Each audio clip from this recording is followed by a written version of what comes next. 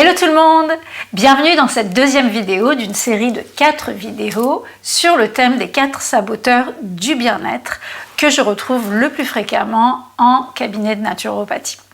Alors lors d'une première vidéo, j'avais mis en avant le premier saboteur qui était la malbouffe et le sucre, en mettant en avant tous les effets néfastes sur le corps, on va dire le mental, au niveau physiologique, au niveau psychologique. Et je vous avais apporté des solutions efficaces, faciles à mettre en place, que vous pouviez implémenter assez rapidement. Dans cette deuxième vidéo, je vais vous parler du deuxième saboteur du bien-être et il s'agit donc du béton. On verra de façon ultérieure en troisième, quatrième vidéo le digital et le stress. Alors, pour ces vidéos, je m'efforce de, évidemment, vous donner une définition du saboteur en question. Là, je commencerai avec une définition de ce que moi j'appelle un environnement bétonné. Puis, je mets l'emphase sur, on va dire, les conséquences néfastes sur notre espèce, c'est-à-dire l'homme, la femme, l'enfant tout particulièrement, et comment ça se répercute sur le corps, sur le mental et à un niveau plus relation sociale. Enfin, puisqu'on ne veut pas rester sur du négatif, je vous parlerai de tous les bienfaits d'un environnement naturel, pareil sur ces sphères du corps, du cœur, de l'esprit. Et je terminerai en vous donnant quelques solutions faciles, efficaces, rapides à mettre en place pour, on va dire, bénéficier de moins de béton et de plus d'environnement naturel. Alors le béton, qu'est-ce que c'est? Qu'est-ce qu'on entend par un environnement bétonné? Qu'est-ce que j'entends par là? Sachant que tout le monde va avoir une définition différente. On sait globalement ce que c'est, mais si on devait imaginer un petit peu plus et puis rentrer surtout dans le senti. Le béton, on est sur un environnement urbain qui a été construit par l'homme et un environnement où règne le goudron, le ciment, le mortier, à tout va. Donc pour illustrer, ça va donner des zones où il y a des bâtiments, où il y a des routes, beaucoup de routes, ça va donner des zones industrielles, enfin ces routes, ces bâtiments vont constituer des zones industrielles, ça va constituer des villes, et ça peut aller de la petite ville jusqu'à la mégapole, voire la mégalopole si on se situe à un niveau de région où les villes se touchent entre elles. Et c'est un environnement où il y a vraiment très peu de nature, très peu de campagnes visibles autour, ou en tout cas perceptibles par nos 5 sens. Alors au niveau visuel, ça donne vraiment des teintes, une prépondérance, on va dire, de gris et de brun, parfois de noir. Et au niveau des formes géométriques, on va être sur des choses très angulaires, vraiment des choses avec des arêtes, des angles droits, des faces droites, ou du moins des façades droites. Donc au niveau visuel, c'est assez dur pour les yeux, c'est assez terne, et on va dire que ça peut être dur et terne pour les yeux, mais aussi pour le cœur. Le ressenti face à ce béton, c'est vraiment quelque chose d'inerte, de froid, de dur, encore une fois. Alors que si on compare par exemple à un environnement naturel, on va retrouver au niveau visuel en tout cas déjà du vert, de la verdure, du végétal, ça va être la couleur principale, même si on trouve d'autres couleurs dans le naturel évidemment. Et puis au niveau des formes, on va retrouver des rondeurs, des courbes, quelque chose d'un peu plus organique. Au niveau des volumes, on va avoir des faces moins droites, ça va être plus fourni, plus irrégulier aussi, mais c'est ça qui fait que c'est plus organique et plus doux pour les yeux et pour le cœur, et que ça correspond plus à une nature intérieure qu'on a en nous depuis des millénaires. Au niveau, on va dire, du senti face à un environnement naturel, on va se sentir, je dirais, plus vivant, plus vibrant. On sent qu'il y a du vivant en face de nous, qui fait miroir avec le vivant en nous. Ça va être plus harmonieux. Et en réalité, il y a une partie profonde, archaïque, ancestrale de nous qui sait, qui sent que cet environnement naturel, il correspond à notre milieu d'élection et aussi à notre berceau. C'est de là qu'on vient, même si la plupart des gens, même sensibles à la nature, même qui font quelques immersions dans la nature, se sentent globalement, à l'époque où je vous parle, coupés, déconnectés de la nature, des environnements naturels, par rapport à ce que ça a pu être au fil des générations depuis des millénaires, et se sentent aussi coupés des savoirs, des savoir-faire, des savoir-être en lien avec le milieu naturel. Alors, dans un deuxième temps, je vais vous parler des conséquences d'un environnement bétonné sur l'homme, la femme, l'enfant, l'humain en fait, et en décortiquant le corps d'un côté, le mental de l'autre, et puis les relations sociales. On pourrait aller bien plus loin, parler de l'énergétique, on pourrait parler de spirituel, mais c'est pas vraiment le sujet du jour, et j'ai fait une autre vidéo sur le syndrome de manque de nature que je vous invite à aller découvrir, qui est beaucoup plus poétique et beaucoup plus axée sur les nuisances physiques d'un environnement bétonné, mais aussi énergétique, spirituel, en termes de connexion. Et inversement, les bienfaits d'un environnement naturel. Donc, on sait qu'un environnement bétonné, il n'est pas naturel, donc il ne correspond pas à notre milieu de vie, on va dire, d'origine, et donc il ne correspond pas à notre nature extérieure, mais il ne correspond pas non plus à notre nature intérieur, c'est-à-dire vraiment cette résonance entre le vivant en nous et le vivant à l'extérieur. On appartient au milieu naturel depuis toujours, simplement par confort, on s'est orienté vers, on va dire, une coupure avec ce monde naturel pour avoir un certain confort sous plein d'aspects, mais ce faisant, on s'est dénaturé. Donc, pas oublier que les 4 saboteurs que je vous présente dans ces vidéos parlent de dénaturation de l'essence humaine, de notre origine. On s'éloigne de ce que l'on est, et en s'éloignant de ce que l'on est, on remarque en cabinet qu'il y a de plus en plus de gens qui perdent le sens, qui perdent la foi, qui perdent l'espoir, surtout face à toutes les dérives aujourd'hui à tout niveau. Et cette perte de sens, pour moi, existentielle, profonde, elle s'explique en partie par une coupure avec le monde naturel. Donc au niveau du corps, on va avoir déjà une répercussion immédiate d'un environnement bétonné sur la respiration, le système respiratoire. D'une part parce qu'il y a des pollutions aériennes classiques comme les émanations d'échappement, mais on pourrait parler aussi des émanations de bâtiments, clim et autres, ou tout ce qui se dégage au niveau gazeux du mortier, du ciment, du béton. Et on va dire tous les matériaux de construction, leur composition chimique, tout ce qui est contenu dans les matériaux de construction, y compris les isolants, les produits soi-disant sanitaires. Donc on va retrouver là-dedans beaucoup de composés organiques volatiles, beaucoup de particules, même industrielles, qui peuvent être rejetées dans les milieux où il y a des zones industrielles. On va retrouver de l'air moins pur, bien évidemment. Et puis bien sûr des particules en suspension qui sont très certainement cancérigènes, on le sait aujourd'hui. Au-delà du niveau respiratoire, on peut parler de l'oxygène. Alors bien entendu, dans les milieux urbains, on a moins d'arbres, donc les arbres étant notre principale source d'oxygène, avec les océans, on va se retrouver avec moins d'oxygène à disposition, plus de particules chimiques. Et oui, ça va impacter toutes les pathologies d'asthme, de troubles respiratoires, mais ça va aussi impacter nos globules rouges, puisqu'on sait que l'oxygène est capté par les globules rouges et aussi par nos cellules pour fabriquer de l'énergie. Donc, qu'est-ce que ça donne quand on en manque? Eh bien, si on n'en a pas au niveau des globules rouges, ça peut donner des cas de fatigue chronique, d'anémie par manque d'oxygène. Et puis, si on n'en a pas au niveau cellulaire, ça veut dire que la cellule n'a pas tous les ingrédients dont elle a besoin pour fabriquer de l'énergie, des molécules d'ATP. Et donc, on va se retrouver aussi c'est le même scénario en fait, le sang apporte l'oxygène aux cellules et donc on va se retrouver avec des cas de fatigue, d'anémie, et puis une sous-oxygénation, ça amène vers plus d'acidité du corps, plus d'oxydation. plus d'acidité du corps. Et l'acidité du corps, on sait que ça crée l'inflammation, que c'est le lit de beaucoup de cancers. Donc voilà, à revoir quand même et à prendre en considération.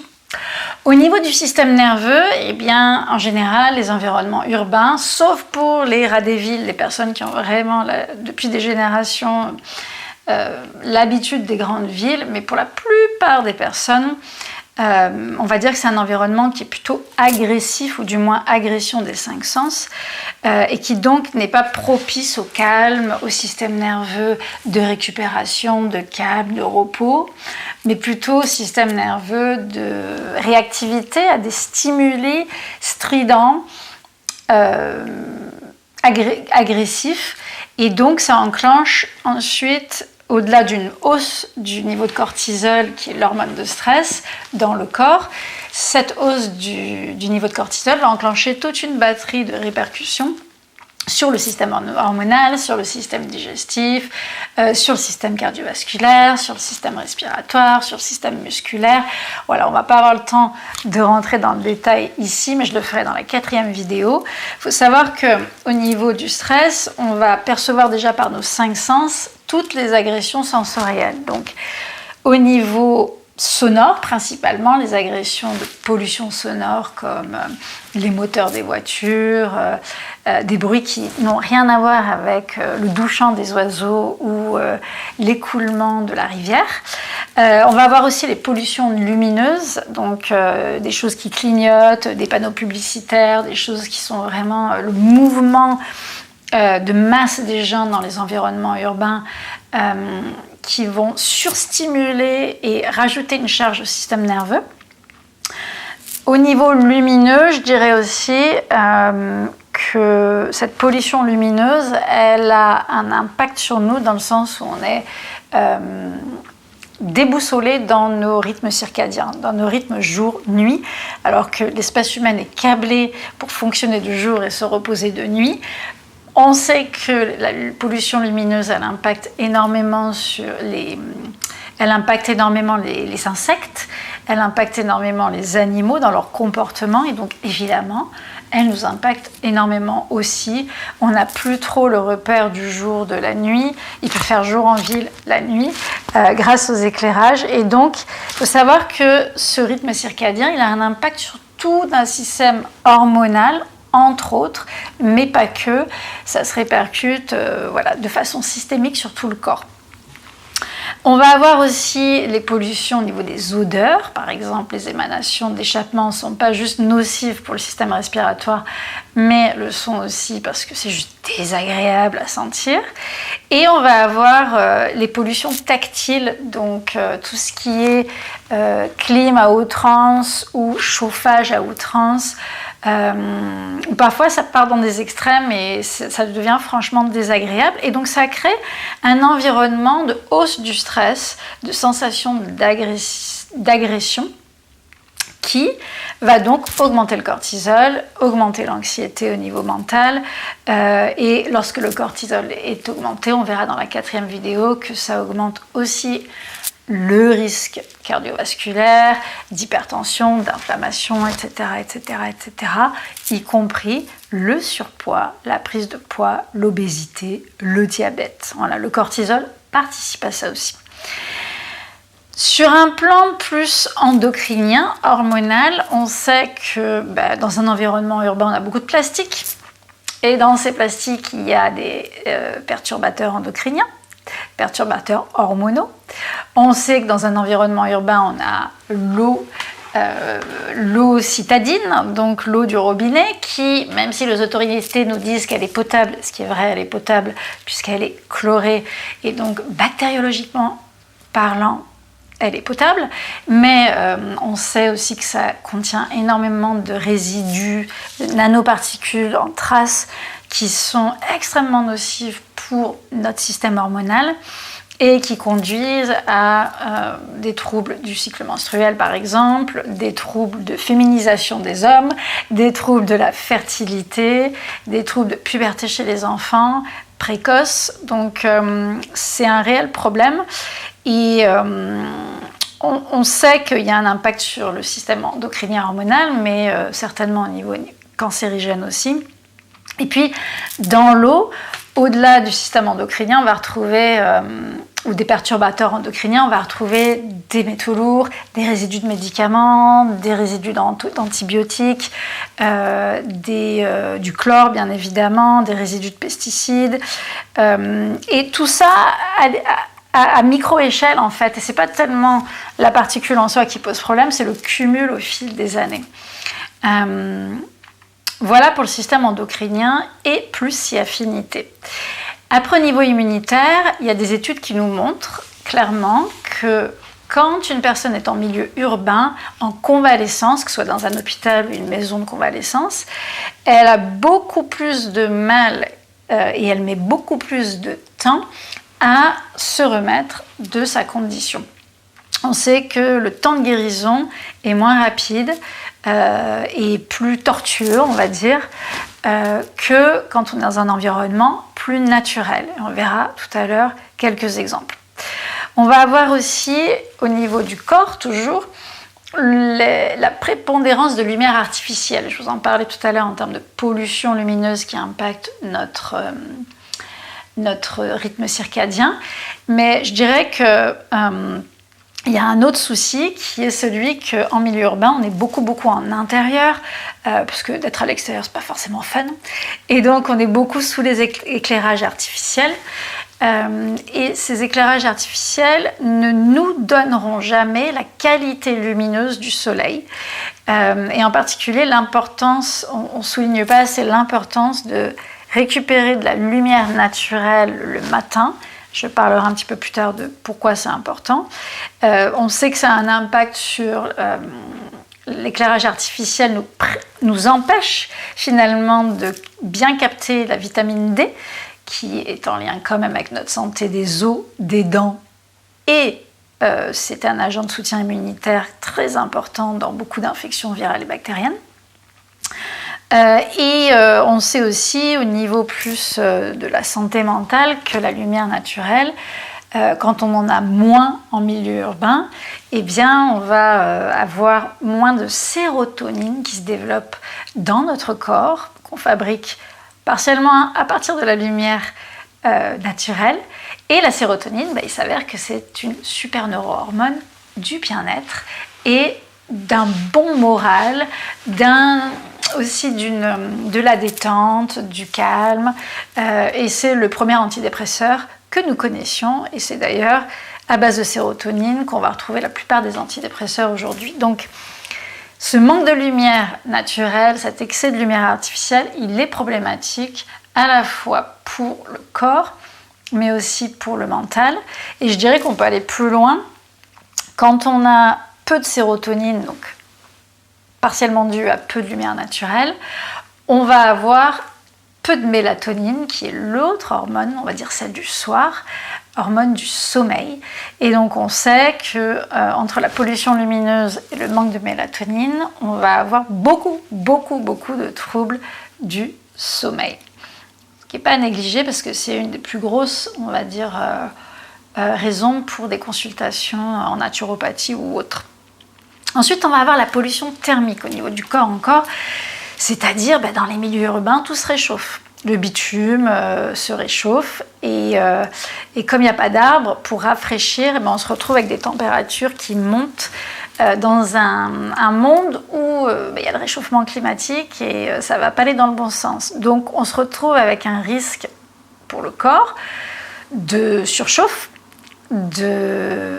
surtout en période de canicule, de déshydratation, de malaise, et notamment la déshydratation, elle est très à risque pour les personnes du troisième âge et les enfants qui sont... les enfants sont petits, donc ils se déshydratent plus vite, et puis les personnes âgées, elles ont moins d'eau à l'intérieur de leur corps, donc elles se déshydratent plus vite. Et c'est vraiment quelque chose à franchement considérer, parce que l'évolution du monde fait que si on ne reboise pas, si on ne replante pas des arbres dans les villes, on va vraiment au casse-pipe avec ça. Enfin, la pollution des ondes. Il faut en parler aussi, même si tout le monde ne la ressent pas forcément. Je peux vous dire que les électrosensibles, les personnes globalement sensibles, ressentent cette pollution des ondes. Et ça peut être des ondes Wi-Fi, ça peut être des ondes... Alors les radios, on les sent moins. Radioactives selon les zones industrielles qu'il y a autour de vous. On ne connaît pas trop les effets délétères sur le long terme. Alors évidemment, au niveau radioactif, oui, on sait, notamment au niveau de la thyroïde. Mais on sait que les effets immédiats chez les personnes électrosensibles, par exemple au Wi-Fi, c'est des douleurs, des tensions nerveuses, des grésillements intérieurs au niveau des trajets de nerfs. Et c'est vraiment réel, quoi. C'est pas inventé. Toutes les personnes qui souffrent de ça vont avoir le même discours, on va dire. Alors au niveau du mental, parce que là on a parlé longuement au niveau du corps, quelles sont les répercussions d'un milieu bétonné? Je ne vais pas toutes les énumérer, sinon la vidéo serait trop longue, elle est déjà assez longue. Mais on va retrouver toujours cette idée du manque de lumière. Je vous en parlais tout à l'heure. Les lumières artificielles qui ne nous permettent pas de construire, de produire, de synthétiser suffisamment de sérotonine. Sérotonine étant l'hormone, je vous le rappelle, du bien-être, de la détente, d'un bon moral. Et cette sérotonine, eh bien, si elle est peu présente dans notre corps, elle conduit à des états de dépression. Voilà. Et on sait que c'est monnaie courante aujourd'hui que de voir de la dépression dans nos sociétés. Ensuite, au niveau psychologique, je dirais que, comme je vous le disais en introduction, le gris, le brun, ce sont des couleurs, voire le noir, qui sont moins conformes à notre nature profonde. On est moins câblé au niveau du corps et du mental pour répondre à ces teintes-là par la joie, l'espoir. Il n'y a qu'à demander aux gens qui vivent dans le nord de la France ou sur Paris, là où le ciel est gris, les toits sont gris. Franchement, il n'y a pas forcément beaucoup de joie de vivre et c'est pour ça que les gens viennent dans le sud, par exemple, pour chercher le soleil. Donc, le temps gris, c'est une chose, mais aussi les bâtiments gris, les teintes de couleurs qu'on va retrouver dans le milieu urbain, rajoutent à cette grisaille environnante. Et donc, au niveau du mental, ça baisse, on va dire, l'élan de joie, ça baisse l'élan d'espoir. Ça rive aussi les yeux vers la terre. On a moins de choses belles à regarder. Dans la nature, il y a de la beauté. Et donc, on est plutôt focalisé sur soi ou, pire, à l'intérieur de soi, sur ses pensées. Aussi, on sait qu'en ville, on a des vues limitées. Au niveau du champ de vision, il y a toujours des bâtiments au milieu, il y a des vis-à-vis. On n'a pas de panorama. Et donc, j'expliquerai tout à l'heure que le panorama, ça a un impact sur nous qui est très très important et positif. Et donc, quand on est face à des vis-à-vis, des bâtiments ou un manque de vision panorama, ce qu'on appelle une vision limitée, une vision restreinte. Et ça s'applique effectivement à la vision extérieure, mais malheureusement pour nous, ça se répercute sur la vision intérieure. C'est-à-dire qu'on a une restriction au niveau des pensées qui se centre exclusivement sur nous, notre monde, ce qui n'est pas forcément très bien parce qu'on va être dans un centrage sur soi exclusif avec des pensées en boucle, des ressassements, de l'anxiété souvent. Parce que quand on n'a pas de nouveauté, de pensée nouvelle, d'inspiration, de beauté, de créativité, on se retrouve avec quelque chose d'assez terne, répétitif, qui n'est pas franchement une spirale qui va dans le bon sens. Et après, il y a aussi un sentiment de restriction dans le corps, parce qu'on a un visuel qui est restreint, on a ce sentiment d'enfermement. Et sentiment d'enfermement, il n'y a rien de pire, on l'a tous ressenti lors de la pandémie. Ça renvoie directement à une sensation de manque de liberté. Je ne vous fais pas un dessin, quand vous vivez dans un bâtiment qui donne sur un autre bâtiment tout bétonné, vous n'allez pas avoir la même sensation de liberté que si vous vivez à la campagne et qu'il y a des collines et des montagnes et des forêts autour. Voilà, je pense que tout le monde est à même de reconnaître ça.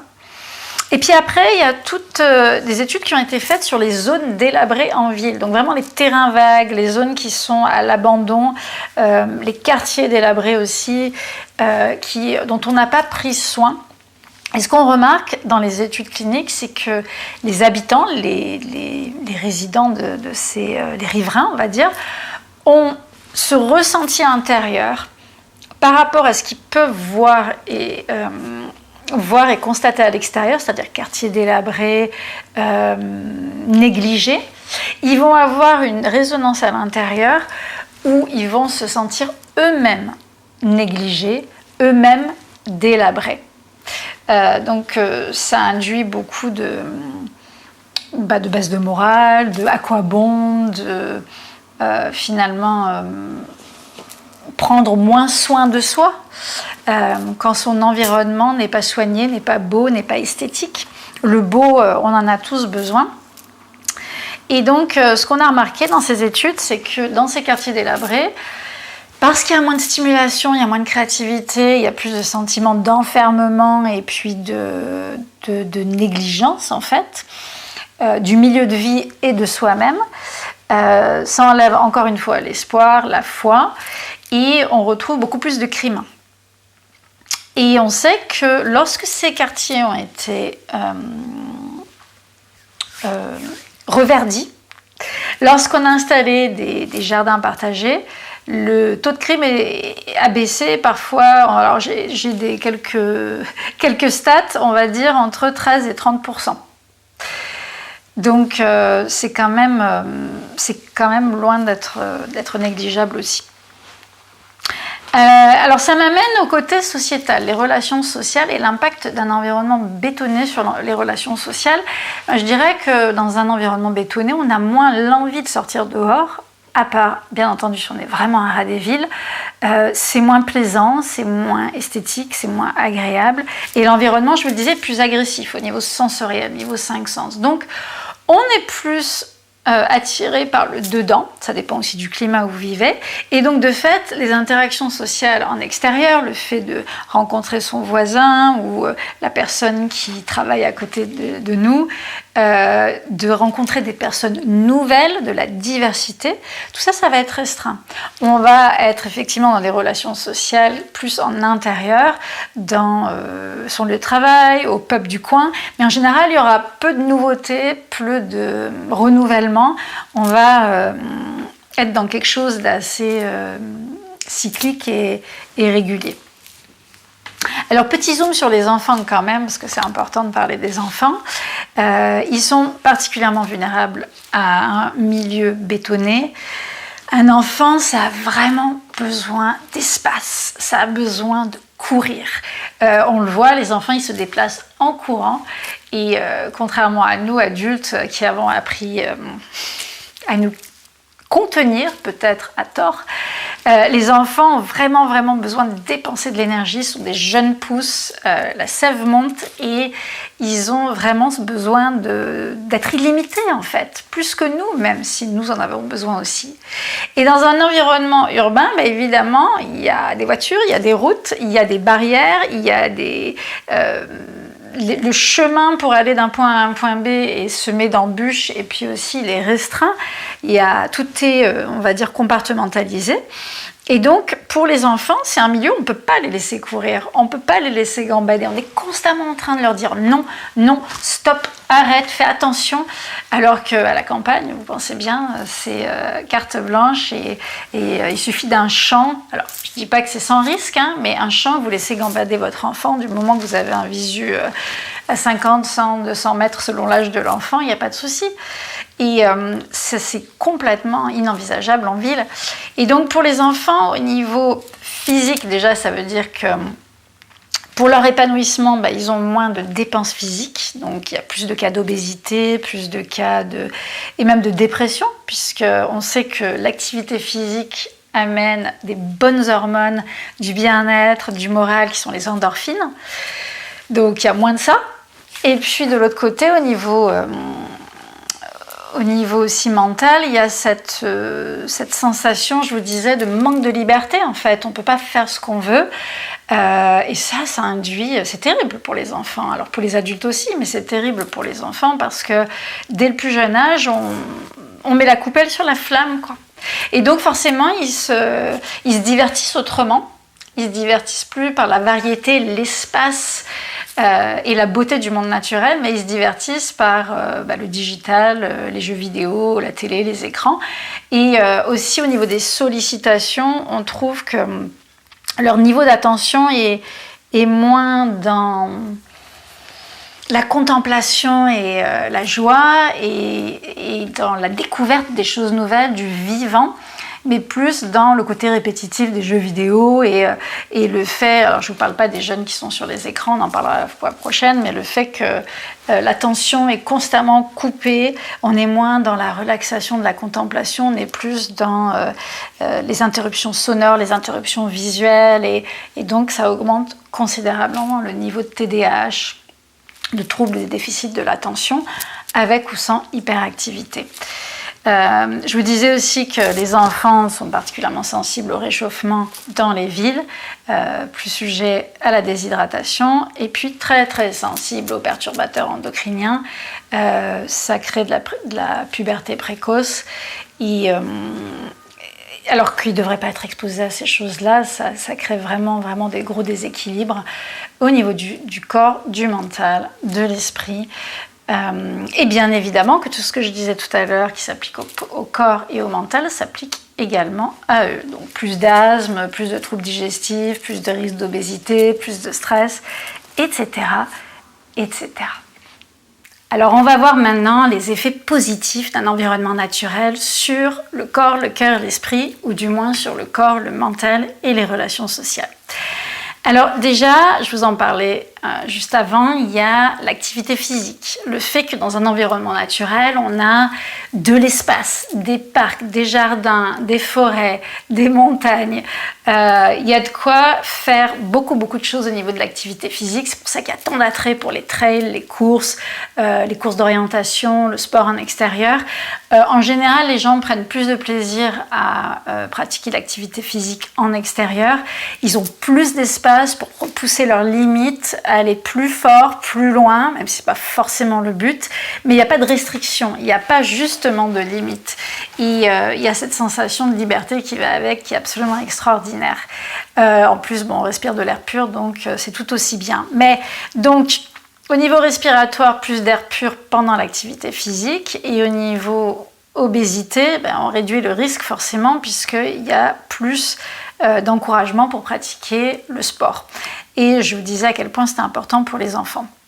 Au niveau respiratoire, donc plus d'oxygène, puisque en présence d'arbres ou d'océans, on est naturellement plus en présence d'oxygène, ce qui veut dire donc un meilleur environnement pour nos petits globules rouges et donc moins de fatigue, moins d'anémie, plus d'énergie cellulaire. Et puis aussi au niveau respiratoire, je dirais, la forêt, elle est humide, donc on sent vraiment la charge humide quand on rentre en forêt, on perd 1 à 2 degrés de température et on augmente en humidité. Et donc elle peut humidifier des muqueuses trop sèches ou agressées par les pollutions urbaines. On sait aussi que quand on n'est pas exposé aux pollutions urbaines et qu'on est plus en milieu naturel, on a toutes sortes d'inconforts respiratoires, dont l'asthme, les bronchites chroniques, qui se réduisent. Ensuite, on a la vitamine D avec la lumière naturelle, je vous en parlais. Donc, qui s'expose à la lumière naturelle le matin, donc dans les yeux, il faut vraiment pouvoir recevoir cette lumière naturelle dans les yeux sans forcément s'exposer au soleil directement, mais avoir de la lumière, va capter déjà suffisamment de lumière pour créer la sérotonine. Donc je vous ai parlé de vitamine D, mais je bascule sur autre chose. À travers les yeux, donc ça va être la sérotonine, qui est une neurohormone qui est créée par notre corps, dans notre intestin, mais parce qu'on a capté de la lumière naturelle le matin. Et cette sérotonine, lorsqu'elle chemine dans le corps, elle se transforme à terme, il y a plusieurs transformations chimiques, mais 12 heures plus tard, elle crée un stock de mélatonine, et la mélatonine, c'est l'hormone du sommeil et du soir. Et sans du moins avec la mélatonine, une bonne mélatonine, on règle déjà pas mal de problèmes de sommeil. Sinon, il n'y aurait pas tous ces compléments alimentaires à base de mélatonine qui se vendent sur le marché. Par rapport à la lumière naturelle sur la peau, C'est là qu'on va retrouver la vitamine D, c'est-à-dire plus on s'expose avec un petit peu de précaution quand même, pas dans un soleil estival à midi, en plein cagnard, mais voilà, en s'exposant à un soleil, sous un soleil doux, plus on va récupérer, capter la vitamine D3, ou du moins capter tout ce dont on a besoin pour fabriquer de la vitamine D3 dans son corps. Malheureusement, il n'y a pas que la peau qui entre en jeu, il y a aussi le fait d'avoir un bon foie, des bons reins, etc., etc. Donc il y a tout un cheminement avant d'arriver à la vitamine D3.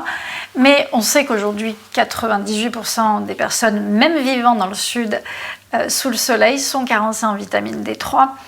Et c'est très certainement lié au fait qu'on n'est pas suffisamment dehors, puisqu'en milieu urbain, on est beaucoup dedans, dès le matin, pour le travail. Et la vitamine D, elle est soutenante de votre santé osseuse, pour vos petits os, vos petites dents, l'émail des dents. Elle rentre en ligne de compte pour le métabolisme du calcium. Elle est aussi très importante pour le système immunitaire. On l'a compris avec la pandémie. Elle soutient tout ce qui est infection virale et bactérienne. Donc, elle est primordiale.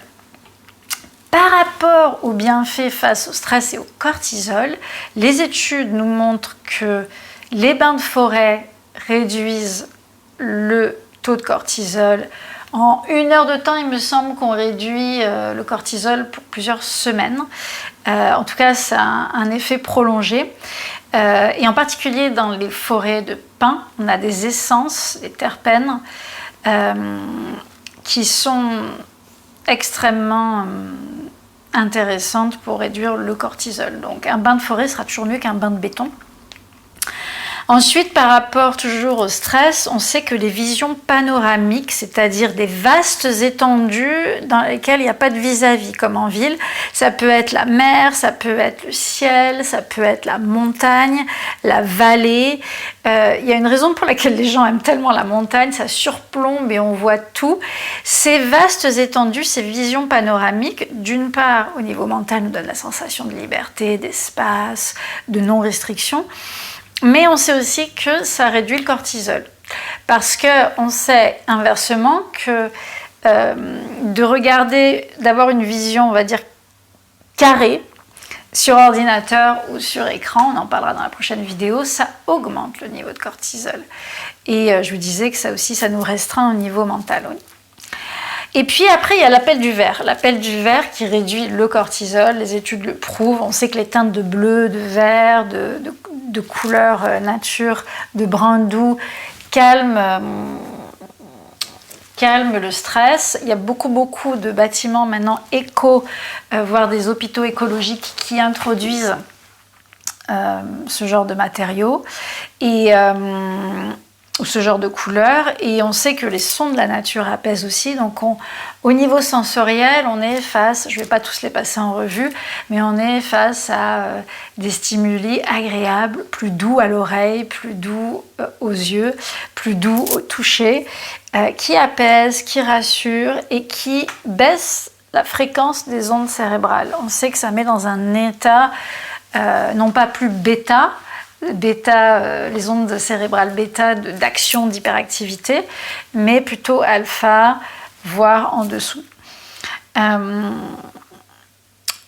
lien avec le stress, c'est que si le cortisol baisse, grâce aux bains de forêt, grâce à la verdure, grâce aux visions panorama, ne serait-ce que ça, grâce aux sons doux, grâce aux textures douces, etc., etc., on va être dans un scénario d'enclenchement de tous les systèmes du corps vers plus de calme. Donc ça va baisser la fréquence respiratoire, ça va baisser la fréquence cardiaque. Si ça baisse la fréquence cardiaque, ça baisse l'hypertension artérielle. C'est une des causes. Si ça baisse l'hypertension artérielle, ça baisse le risque d'accident vasculaire cérébral ou le risque cardiovasculaire. Si ça baisse le cortisol, ça baisse les risques de diabète, de surpoids, d'obésité, parce que le cortisol, on le verra en 4e vidéo, à terme, quand il est en excès, pousse à la rétention du gras dans le corps. Et on sait aussi qu'à terme, le cortisol, il peut devenir pro-inflammatoire. Donc on sait que lorsqu'on est dans un état de détente, ça baisse l'inflammation dans le corps et le milieu naturel y contribue. On sait aussi que les milieux naturels qui sont favorables, propices aux ions négatifs, vont avoir un impact très ressourçant, anti-vieillissement sur le corps et sur nos cellules. Ces milieux naturels qui génèrent des ions négatifs, c'est les endroits où les molécules sont cassées, les molécules naturelles, donc par exemple des cascades, des embruns, les aiguilles de pin qui volent dans la brise et qui libèrent des composés aromatiques lorsque elles touchent le tronc d'un arbre, par exemple. Ces ions négatifs, ils sont vraiment à favoriser, à rechercher. Je dirais qu'on les ressent au fond de nous, subtilement, instinctivement. On sait que ça participe de façon scientifique à expliquer que le milieu naturel est bon pour nous. D'un point de vue immunitaire, toujours sur le corps, aujourd'hui on sait par des études cliniques que donc les forêts de conifères en particulier, les pins, les sapins, sont riches en phytoncides, en terpénoïdes. Et ces agents sont des essences odorantes qui épurent l'air de la forêt pour augmenter le système immunitaire des arbres alentours. Et ça a le même impact sur nous. Les études montrent que lorsqu'on est dans ce type de forêt, ça augmente le taux de globules blancs et en particulier la catégorie de globules blancs qu'on appelle les natural killers, qui sont essentiels dans notre mode de défense contre toutes sortes d'agressions. Et on sait aussi qu'une heure d'exposition en forêt peut donc, comme je vous le disais tout à l'heure, réduire le cortisol, mais aussi augmenter les globules blancs et les natural killers pour un effet prolongé, en tout cas beaucoup plus long que l'heure d'exposition au milieu naturel. Enfin, et la liste serait encore plus longue, mais on va s'arrêter là au niveau du corps, on sait que le milieu naturel, notamment les arbres, apporte de la fraîcheur, je vous le disais, de l'humidité, et donc en période de canicule, ça va devenir essentiel de plus en plus à l'avenir de se tourner vers le milieu naturel pour juste simplement ne pas se sentir bouillir à l'intérieur et se sentir calme, posé et pas en mal-être. Par rapport au mental, les effets positifs d'un milieu naturel sur le mental, déjà, par le biais de l'activité physique rehaussée, on va augmenter ses endorphines. Si on augmente ses endorphines, plus on fait de sport dans un environnement merveilleux, plus on a la joie, le peps et moins on a de déprime. Et puis, je vous le disais, les couleurs, les sons, les textures de la nature, ça a un impact sur le corps au niveau du cortisol, mais ça a bien évidemment un impact sur le mental. Je vous disais tout à l'heure, ça change les ondes cérébrales, on est dans quelque chose de plus doux, de plus conforme à notre physiologie, notre nature profonde. La sérotonine qui va être augmentée parce qu'on s'expose plus à la lumière naturelle le matin, donc ça c'est important, la lumière naturelle du matin est importante pour pouvoir bien augmenter son stock de sérotonine et de mélatonine le soir. Ça donne un sentiment d'estime de soi, de bien-être, de relaxation. Et on sait, au niveau plutôt des pensées, de l'attention, que le milieu naturel offre quelque chose de particulier dans le sens où les messages qui captent notre attention dans le milieu naturel, ils sont moins saccadés, ils sont moins, cloisonnés ou segmentés par rapport à, par exemple, un jeu vidéo ou des emails ou des notifications sur son téléphone. Il y a des sollicitations plus douces, plus calmes, la nature est plus lente et donc on sait par rapport à la captation de notre attention qu'on est 20 minutes en forêt, par exemple, on est absorbé dans, par exemple, l'observation d'un végétal ou l'observation d'une espèce animale en migration. On est absorbé dans quelque chose de plus doux, de plus lisse, de plus... Voilà, on peut par exemple prendre un petit carnet sur lequel on va noter un carnet de découvertes ou des notes ou des dessins. Et on sait que 20 minutes en forêt, par les études cliniques, vont considérablement baisser l'inattention qu'on retrouve dans le TDAH, donc le trouble du déficit de l'attention. Ça nous met dans une immersion corps-esprit qui est de l'ordre du mindfulness. Vous savez, la présence à soi, le moment présent, la conscience du présent. Et donc, c'est moins sectionné en petits morceaux, on est moins sursollicité, il y a moins de fatigue mentale et plus de focus, plus de capacité d'attention sur une chose. Donc pour les enfants, c'est extrêmement prometteur, même si ça coule de source. Au niveau des pensées encore, quand on est dans un écosystème plus grand que soi, dans une forêt, près d'un lac, de l'immensité de l'océan, quand on est dans quelque chose de plus vaste que soi, eh bien, les études nous montrent qu'on est forcément l'esprit plus ouvert. Donc, on a un élargissement du champ des pensées et un élargissement aussi de sa focale. Il y a quelque chose qui nous délivre et on est moins centré sur soi. Voilà, on est moins, je vous disais tout à l'heure, les yeux rivés vers la terre, rivés vers le béton parce qu'il n'y a rien d'agréable autour à voir. On est dans quelque part une révérence par rapport à cette grandeur autour de nous. On se rend compte qu'on fait partie de l'écosystème mais qu'on est juste un maillon et que la vie ne tourne pas autour de nous en fait.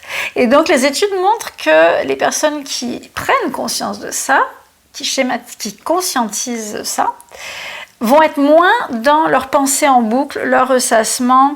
Il y a comme une mise en perspective qui élargit le champ de pensée, le champ de conscience, l'état de conscience, le niveau de conscience, et qui nous amène vers des émotions plus nobles que, par exemple, l'envie d'être comme les autres, ou la jalousie, ou la critique, ou les peurs, ou la colère, ou voilà. On est moins dans son cerveau, dans quelque chose de très étroit, dans quelque chose de beaucoup plus ouvert aux autres, à l'extérieur et beaucoup plus large. Et puis après, il y a tout ce que la nature symbolise et, au niveau que ce soit émotionnel ou pensée, c'est-à-dire sa beauté, le côté cerveau droit, c'est-à-dire on est en contemplation, en émerveillement devant la nature, devant ses couleurs, devant ses formes, devant son mouvement, devant sa rythmicité des saisons. Et donc ça amène de l'inspiration, de l'imagination, de la créativité en fait, et tous les artistes vous le diront, à commencer par les peintres. Et puis, on va dire que la nature pour nous, c'est un formidable modèle de feel good, c'est-à-dire c'est un modèle de croissance, c'est un modèle d'abondance presque perpétuel en fait, un renouvellement perpétuel, c'est un modèle, je dirais, d'épanouissement dont on peut s'inspirer. Il n'y a qu'à voir les printemps qui reviennent, la croissance des végétaux, l'épanouissement des fleurs. C'est un modèle de transformation, la transformation du végétal, de l'animal, des écosystèmes. C'est un modèle de transformation face à l'adversité, donc d'adaptation, voilà, face au changement climatique, face à l'interaction humaine sur l'environnement. Donc le végétal, l'animal s'adapte à ça et devient donc plus résilient. C'est un super modèle de résilience. Comment le végétal s'adapte à un environnement bétonné? Il va chercher la lumière, tournoyer jusqu'à trouver la lumière. Et c'est un super modèle aussi, donc pour nous, d'adaptation, donc comment s'adapter à nos problèmes, comment trouver l'inspiration dans la nature pour mieux grandir, mieux s'épanouir, mieux se transformer, mieux s'adapter face aux aléas de la vie, aux écueils, et être encore plus résilient. Et puis c'est un formidable modèle de régénérescence. La nature s'auto-régénère, elle se guérit elle-même, elle se répare, Elle fait des sacrifices aussi, mais elle se répare où elle peut se réparer. Et nous avons tous, bien évidemment, cette capacité de le faire aussi. Et c'est une petite piqûre de rappel de ce que nous savons ou de ce que nous avons su, de ce que nous savons profondément, de ce que nous avons su par le passé et que nous avons peut-être un peu oublié ou c'est enfoui dans notre conscience, dans notre inconscient. Ça donne donc, quand on est face à ces modèles de la foi, de l'espoir, que tout peut se renouveler, que tout peut aller mieux à tout moment, que tout peut se régénérer, que oui, on peut avoir de l'abondance équitable, que oui, on peut avoir de l'abondance et de l'épanouissement sans forcément empiéter sur les autres.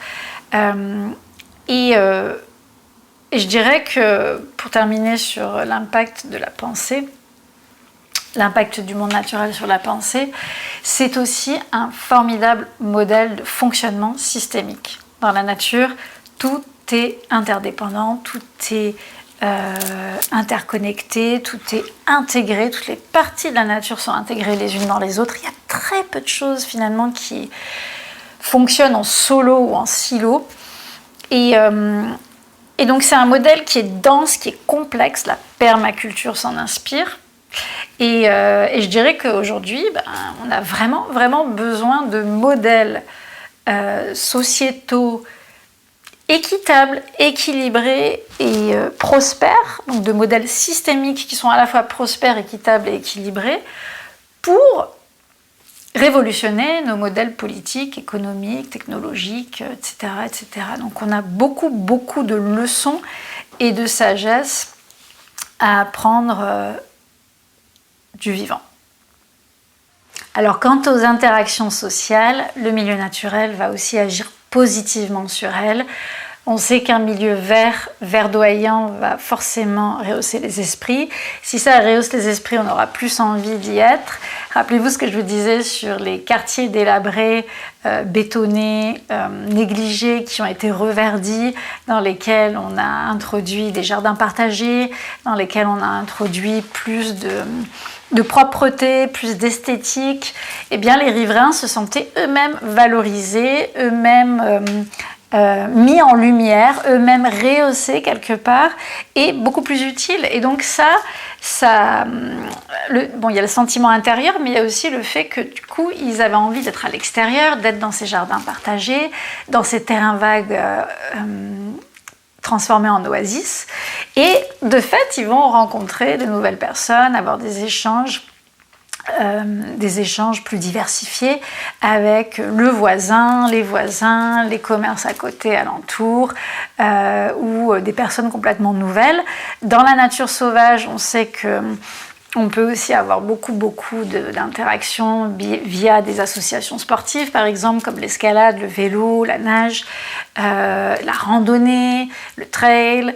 Mais on peut aussi avoir des relations sociales de groupe au niveau, on va dire, plus ludique, comme le pique-nique, la détente l'après-midi passé dans le parc, le jeu d'orientation, la course d'orientation, le jeu de piste, ce que les enfants adorent, la chasse au trésor, etc., etc.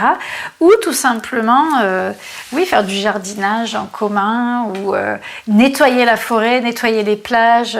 Beaucoup de gens font ça en groupe aussi. Donc, on sait que le prendre soin du milieu naturel rassemble les gens entre eux et crée des relations sociales beaucoup plus harmonieuses.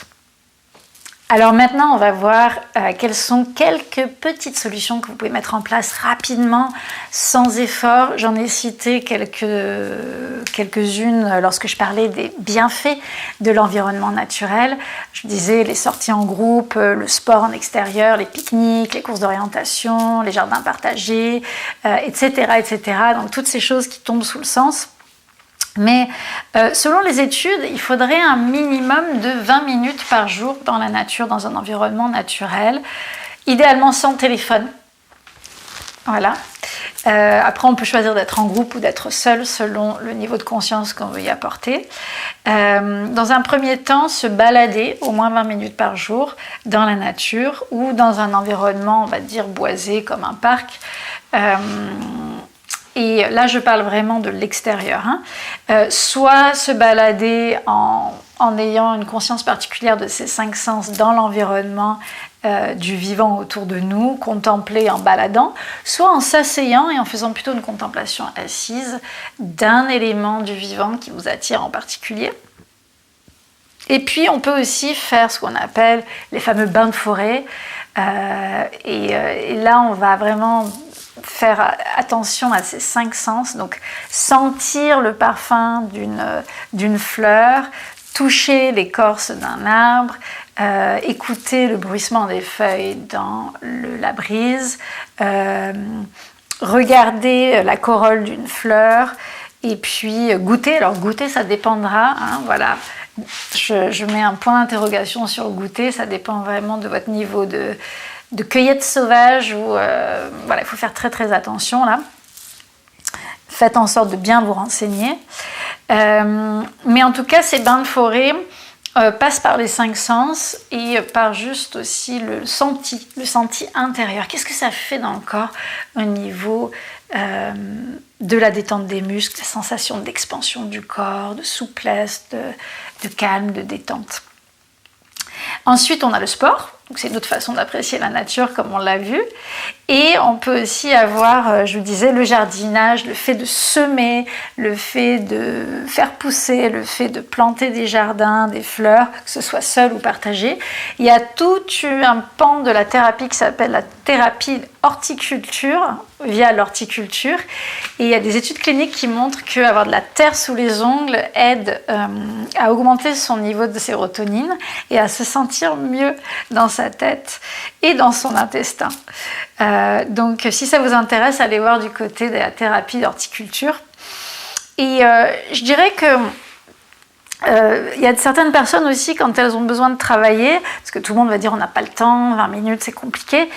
Si vraiment vous avez besoin de travailler, c'est de travailler en extérieur, partiellement, ou même si je disais sans votre téléphone portable, essayez peut-être de prendre un appel à l'extérieur.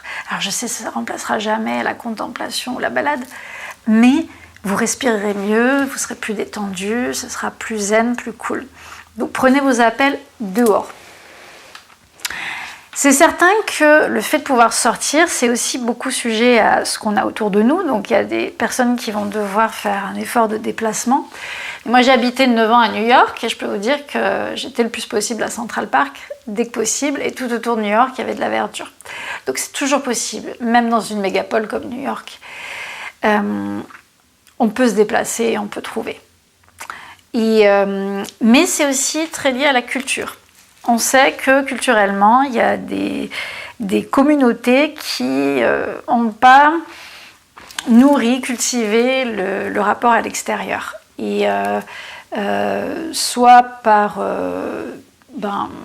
séquestration, ces personnes étaient séquestrées, n'avaient pas accès forcément à la nature, soit par, parce qu'elles sont parquées dans des zones urbaines et HLM et autres, soit par aussi peur du vivant, peur des insectes, peur des serpents, peur du moustique, peur du climat, peur de la pluie, et bon, ces peurs sont fondées jusqu'à un certain point, mais à un moment donné, on est rentré trop dans la peur, et il faut savoir aussi se dépasser un petit peu, surtout quand le risque n'est pas toujours vital. Et puis surtout, il y a la peur de l'humain, de rencontrer certains humains dans des milieux, on va dire, forestiers, par exemple. Il y a cette peur, comme la peur du loup, quoi. Voilà.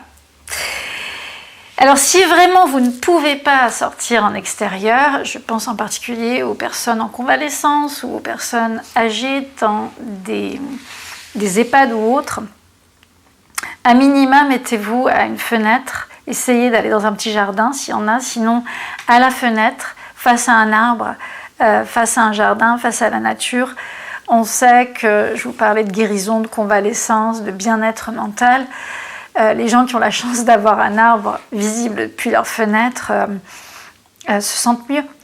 Et beaucoup d'hôpitaux aujourd'hui, et j'espère maternités et maisons de retraite, investissent dans des bâtiments dits, on va dire, plus écologiques, mais aussi des peintures. Alors, si on ne peut pas changer tout l'aspect écologique de la bâtisse, Soit elles amènent du végétal à l'intérieur, soit il y a des murs végétaux, soit des teintes de vert ou de brun douces, pour vraiment évoquer la nature à l'intérieur.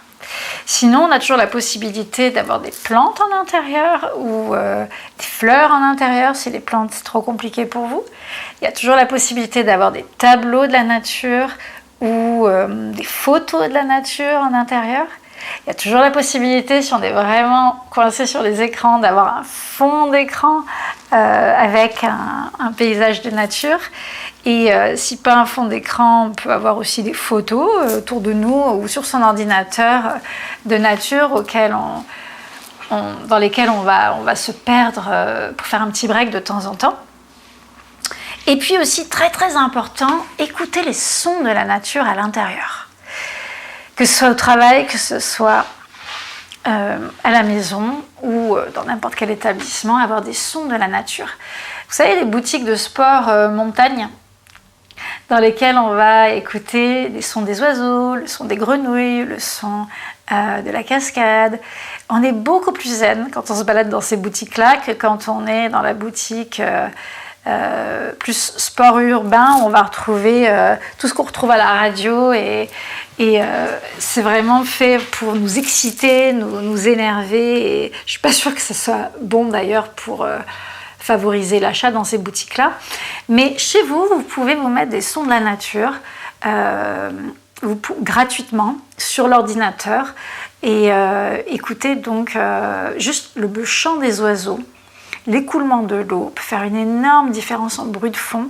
Vous vous y croyez. D'ailleurs, on peut avoir même des petits frissons parce que le son de l'eau nous met dans un état de fraîcheur et donc notre corps répond à ces stimuli-là. Et après, ce sera la dernière partie, on peut emmener la nature dans son corps et dans son assiette, ou dans son assiette et dans son corps, en choisissant les petits producteurs bio, locaux, ou du moins d'acheter bio, puisque tout ce qui n'est pas bio, très certainement aspergé de pesticides. Donc choisissez, j'achète du pesticide ou pas. On peut aussi cultiver dans un jardin chez soi des produits bio et puis les manger, les récolter. On peut faire de la cueillette sauvage, bien évidemment. Attention, renseignez-vous bien pour éviter le risque d'empoisonnement. Au printemps, on favorisera les jeunes pousses. Le vert, extrêmement bénéfique pour le système digestif, mais pas que. La chlorophylle. Donc je pense à l'ortie, je pense aux plantains, je pense aux feuilles de violette, entre autres, pissenlit. À l'automne, on va privilégier plutôt les racines de bardane, racines de pissenlit, qu'on peut mettre en soupe ou en poêlée et qui sont ou même torréfiées en café et qui sont extrêmement utiles pour tout ce qui est flore intestinale, puisqu'il y a de l'inuline qui est une fibre qui est prébiotique, qui nourrit notre flore intestinale. Donc voilà, en fonction des saisons, vous pouvez partir faire de la cueillette sauvage. Évidemment, évitez l'eau pure dans votre régime. Donc l'eau pure, c'est l'eau filtrée à minima par du charbon ou des billes de céramique. Et enfin, pensez aux tisanes de plantes et aux tisanes de plantes de feuilles libres. Pas la tisane de feuilles encapsulée dans un sachet, je parle de la feuille libre. Faites-vous des tisanes magnifiques, des tisanes où vous touchez la feuille. Il y a plein de producteurs qui font des super tisanes qualitatives. Il faut qu'elle ait du goût, de la couleur, du parfum. Tout ce qui n'a pas de goût, de couleur, de parfum, vous mettez de côté, c'est obsolète, c'est pas bénéfique pour vous. Mais cherchez à faire par le biais juste d'une simple tisane, 5 minutes par jour, un rituel déjà visuel par les 5 sens où vous allez mettre des couleurs, un peu de bleuet, un peu de rose, un peu de vert par le biais par exemple de la verveine ou de la menthe, le jaune du calendula ou le jaune d'une écorce de citron, le orange d'une écorce d'orange, et vous pouvez fabriquer des mélanges absolument sublimes tous les jours, 5 minutes, et au-delà du visuel, avoir l'odeur, le parfum, les effluves de cette tisane, et également la chaleur au niveau tactile, sentir l'effet de la plante dans votre bouche, et puis le sentier intérieur de la médecine de la plante, etc. etc.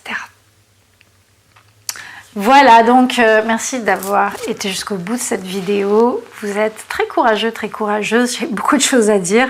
Ça sort malgré moi. J'y peux rien. Et j'espère que ça a pu être intéressant pour vous.